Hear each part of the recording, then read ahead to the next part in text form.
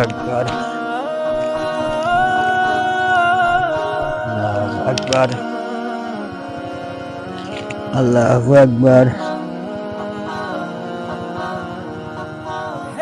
আল্লাহু আকবার, আল্লাহু আকবার, আল্লাহু আকবার।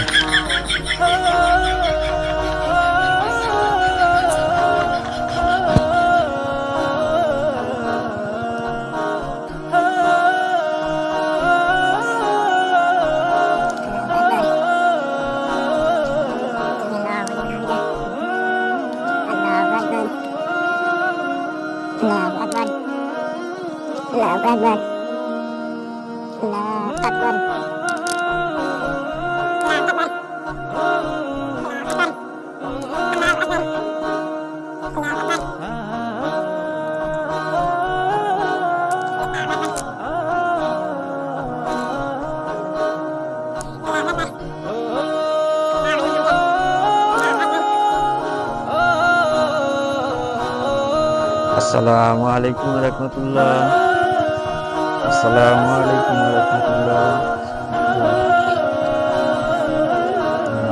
নামাজ কি 4 রাকাত করলাম না 5 রাকাত করলাম? ও কি যে হুজুর গেছে, হুজুর, ও হুজুর, হুজুর দাঁড়ান একটু। আসসালামু আলাইকুম। ওয়ালাইকুম আসসালাম। হুজুর ওই যে নামাজ পড়লাম, নামাজে 4 রাকাতি করলাম না 5 রাকাতি করলাম, ভালো করে তো সে মানে খেয়াল হইতেছে না, এখন কি করবো? আপনার সন্দেহ হচ্ছে? হ্যাঁ সন্দেহ হচ্ছে। মানে আপনি 4 রাকাতের জন্য আপনি দাঁড়াইছেন করে 4 রাকাত হচ্ছে না 5 রাকাত, এটা সন্দেহ হচ্ছে?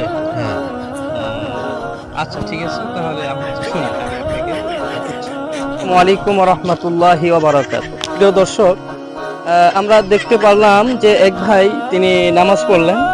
তেনার একটি প্রশ্ন ছিল যে আসলে হুজুর ওই আমি 4 রাকাত পড়ছি কিনা 5 রাকাত পড়ছি, এই একটা আমার সন্দেহ জাগে। এই ব্যাপারে আসলে আমরা কি করব? আমাদের অনেকেরই এই ভুলগুলো হয়ে থাকে যে আমরা 4 রাকাত কি 5 রাকাত নামাজ পড়তে গিয়ে অনেক সময় দেখা যাচ্ছে যে আমরা ভুল করে 5 রাকাত মানে পড়ে ফেলি, অথবা 4 রাকাত পূর্ণ হয় না, এমন একটা সন্দেহ জাগে।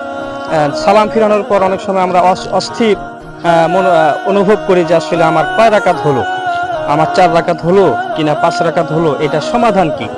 তো প্রিয় দর্শক, এটা আমাদের আসলে জানা প্রয়োজন, যেহেতু আমরা অনেক সময় 5 ওয়াক্ত নামাজ আদায় করি, আমাদের এই ভুল হতেই পারে। তো এর জন্য মাসালা হলো যে কোনো ব্যক্তি যদি এরকম সংশয় বা সন্দেহ পোষণ করে যে তার 4 রাকাত হলো কিনা 5 রাকাত হলো, তখন তাকে কি করতে হবে?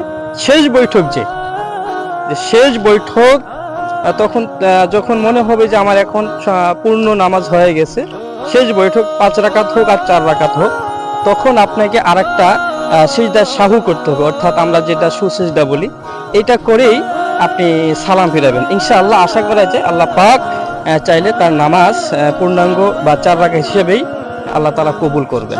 দর্শক, আমরা বুঝতে পারলাম যে আমাদের এই সন্দেহমূলক নামাজগুলোর জন্য আমরা সুসিজদা করব, ইনশাআল্লাহ।